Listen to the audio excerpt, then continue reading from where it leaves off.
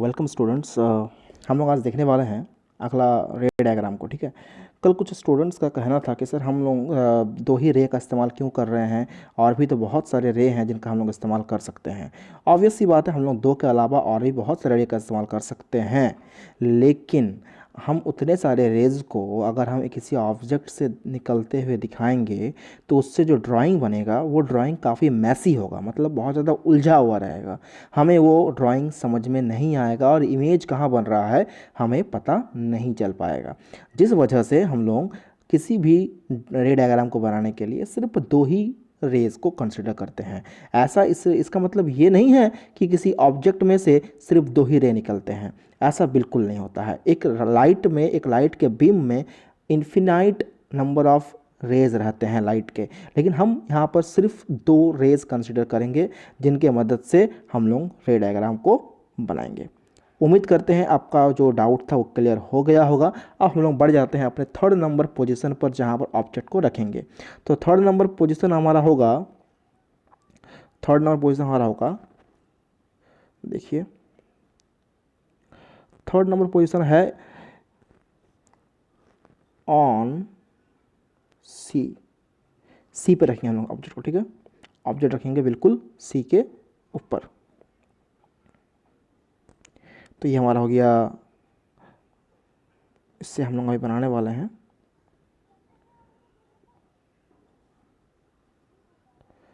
चलिए, हम लोग का तो मिरर बनने के प्रोसेस हम लोग का चालू हो चुका है already. So this is the principal axis, and this point is known as pole. This point is known as pole, and इसी एक्सिस पर हमारा एक पॉइंट रहता है जिसे हम लोग कहते हैं C, और इसके बाद रहता है F, राइट। हम लोग का ऑब्जेक्ट है किसके ऊपर? ऑब्जेक्ट हम लोग का बिल्कुल C के ऊपर है, बिल्कुल सी के ऊपर है। ठीक है, अब इस सी से बहुत सारे रे निकलेंगे। ठीक है, इस बात का रखिएगा, सी से बहुत सारे रे निकलेंगे, लेकिन हम लोग यहाँ पर फिलहाल दो ही रे कंसिडर करेंगे। ठीक है, पहला रे रूल के according parallel to the principal axis. ठीक है, और टकराने के बाद क्या होगा? टकराने के बाद ये रिफ्लेक्ट करेंगे तो कहाँ जाएंगे? ऑब्वियस सी बात है, पैरेलल होने से कहाँ से आता है? ये फोकस से ही पार हो जाता है, राइट। जब वो पैरेलल होते हैं रेज तब वो फोकस से ही पार करते हैं। तो चलिए, आफ्टर रिफ्लेक्शन, अब इसका हम डायरेक्शन दिखा देते हैं। डायरेक्शन है रिफ्लेक्स, इंसिडेंट रे का ये डायरेक्शन है, और रिफ्लेक्टेड रे का डायरेक्शन इस तरफ है। चलिए, अब हम लोग बात कर लेते हैं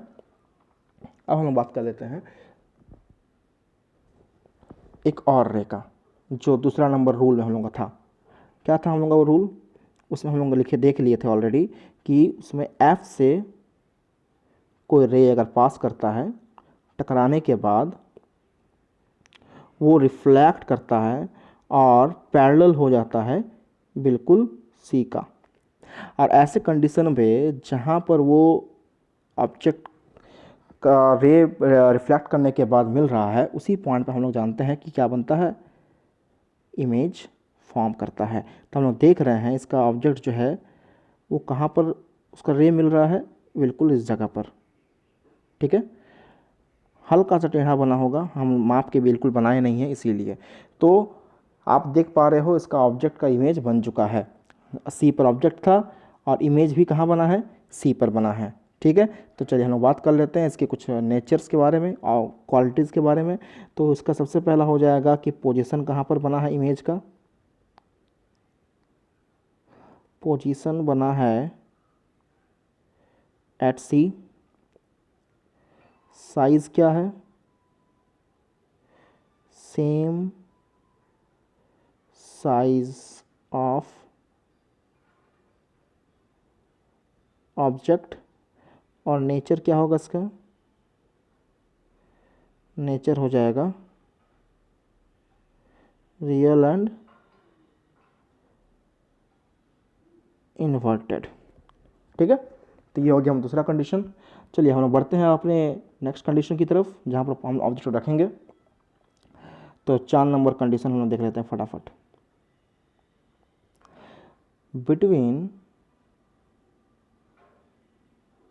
बिटवीन सी एंड एफ, ठीक है, सी और एफ के बीच में ऑब्जेक्ट रहेगा। तो चलिए हम लोग फटाफट अपना ड्राइंग बना लेते हैं। उम्मीद करते हैं आपको बेहतर समझ में आ रहा होगा और आप चीज़ों को बेहतर समझ भी रहे होंगे, और ड्राइंग वगैरह भी बहुत शार्प बन रहा होगा, समझने में कोई दिक्कत नहीं आ रही होगी।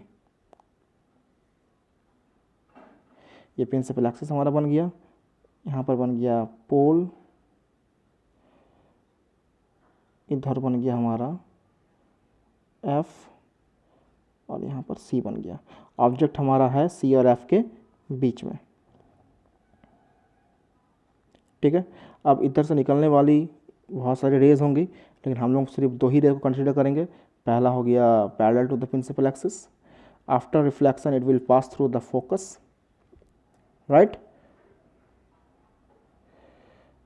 ये हो गया इंसिडेंट रे का डायरेक्शन, ये हो गया रिफ्लेक्टेड रे का डायरेक्शन। डायरेक्शन देना बहुत ज़रूरी है, बिना डायरेक्शन दिए आप नहीं बनाइएगा। दूसरा क्या था हमारा, एक था हमारा कि फोकस से हम लोग गुजारेंगे तो पैरेलल हो जाएगा वो प्रिंसिपल एक्सिस के, ये था एक। तो चलिए फटाफट हम लोग फोकस से गुजारते हैं।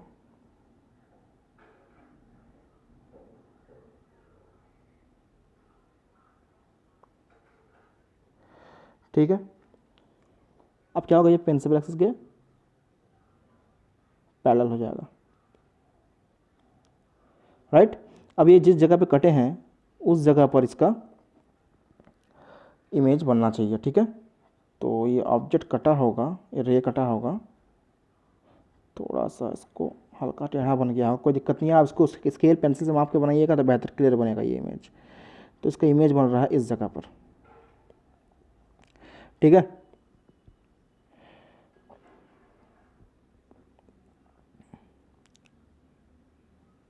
ठीक, तो ऑब्जेक्ट का साइज पहले से बड़ा बना है, तो चलिए इसके कैरेक्टरिस्टिक को लिख लेते हैं हम लोग।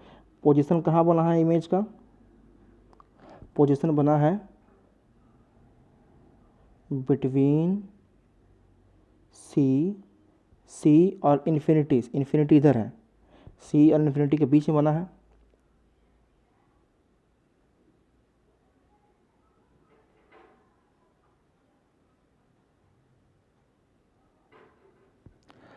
और साइज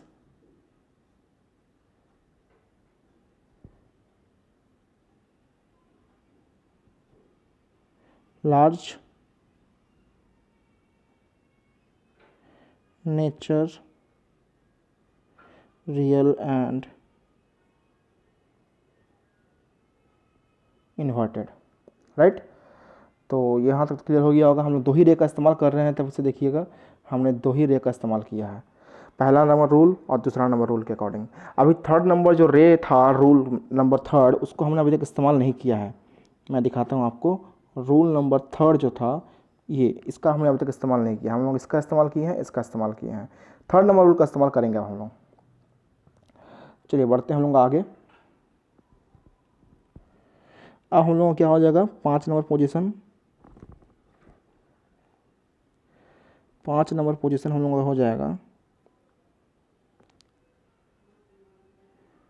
एट एफ, फोकस पे रहेगा हमारा ऑब्जेक्ट,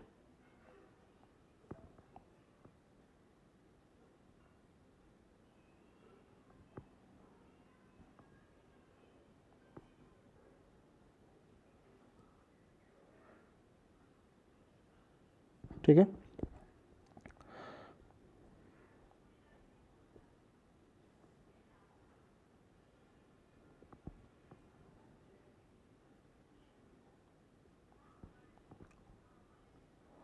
ये हो गया पोल एफ सी, ऑब्जेक्ट हम लोग का रहेगा एफ पर, चलिए रख देते हैं एफ पर, ठीक है।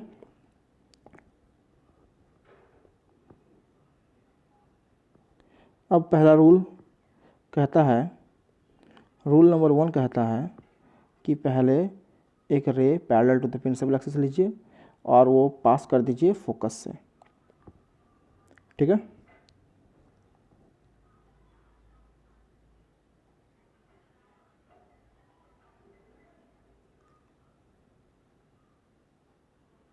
और दूसरा रे कहाँ से लेंगे हम लोग, ये तो ऐप पे ही है, तो ऐप से तो नहीं गुजार सकते हैं। तो अब हम लोग लेंगे जो रे है वो ले लेंगे सी से हुए गुजरते हुए जाएगा, और टकराने के बाद कहाँ जाएगा वो, टकराने के बाद ऑब्वियस सी बात है वो सी से ही सीधा पार हो जाएगा, ठीक है। ये थर्ड नंबर रूल अब हम लोग इस्तेमाल कर चुके हैं। तो इस कंडीशन में क्या होगा कि दोनों ही रे कभी नहीं मिलेंगे आपस में, तो ऐसा कंसीडर किया जाता है कि ये जो इमेज है ये बनेगा इन्फिनिटी पे। तो इसका पोजीशन क्या हो जाएगा इमेज का, ये दो रे कभी नहीं मिलेंगे, तो इसके लिए हम लोग मान लेते हैं कि ये इन्फिनिटी पे ही बनेगा कहीं पर जा करके, एट इन्फिनिटी। साइज क्या हो जाएगा इसका, हाँ मैग्नीफाइड, मैग्नीफाइड का मतलब होता है बहुत बड़ा। और नेचर क्या हो जाएगा इसका,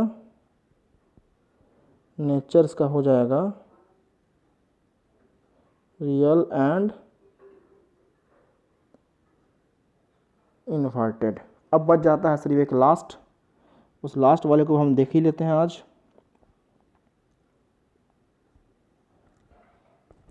देख लीजिए लास्ट कंडीशन हमारा है 6 नंबर कंडीशन, जब रहेगा हमारा ऑब्जेक्ट जो है वो बिटवीन एफ एंड पी, ये काफ़ी कंडीशन इम्पॉर्टेंट है।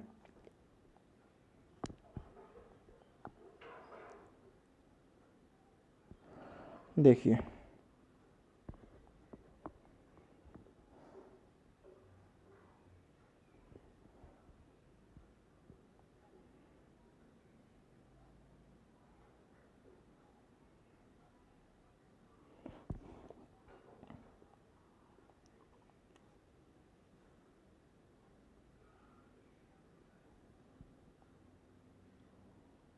पी होगी हमारी ये,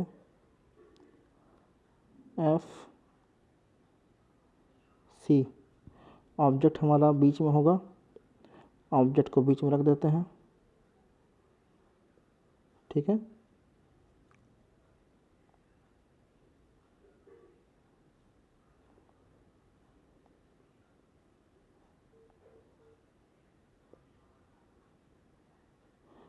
पहला तो हो गया parallel to the principal axis passing through the focus point,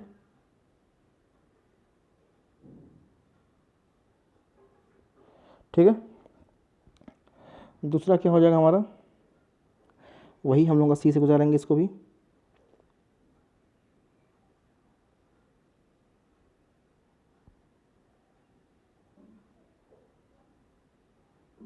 अब देखिए सी से गुजार रहे हैं तो ये पीछे तरफ जब जा रहा है तो ये दोनों रेज के बीच में डिस्टेंस बढ़ते जा रहा है, पहले डिस्टेंस कम है फिर डिस्टेंस धीरे धीरे बढ़ते जा रहा है, तो इसलिए हम लोग ऐसा कंसिडर करते हैं कि इस तरफ ये कभी नहीं मिलेगा, ठीक है। तो क्या किया जाता है, इसको बढ़ाया जाता है आगे तरफ,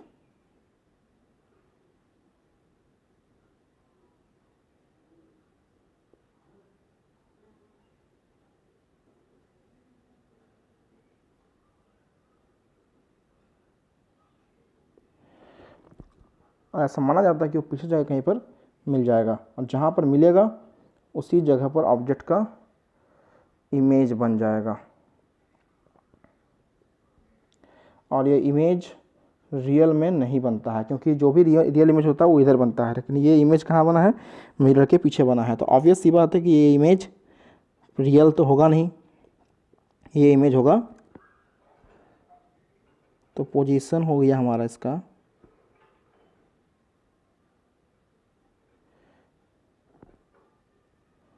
बिहाइंड मिरर,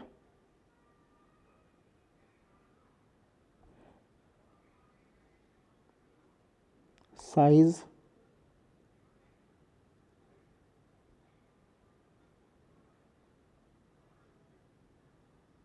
हाईली मैग्नीफाइड, और नेचर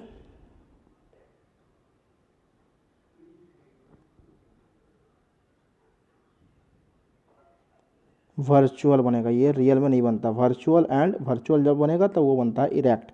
इरेक्ट का मतलब होता है सीधा। तो बात खत्म होगी हम लोग का ये टॉपिक आज। मिरर वाला जितना रे डायग्राम था हमने सब खत्म कर दिया आपको। आप वीडियो को अच्छे से देखिए, जहाँ डाउट हो पूछिए। तब तक के लिए टेक केयर, गुड।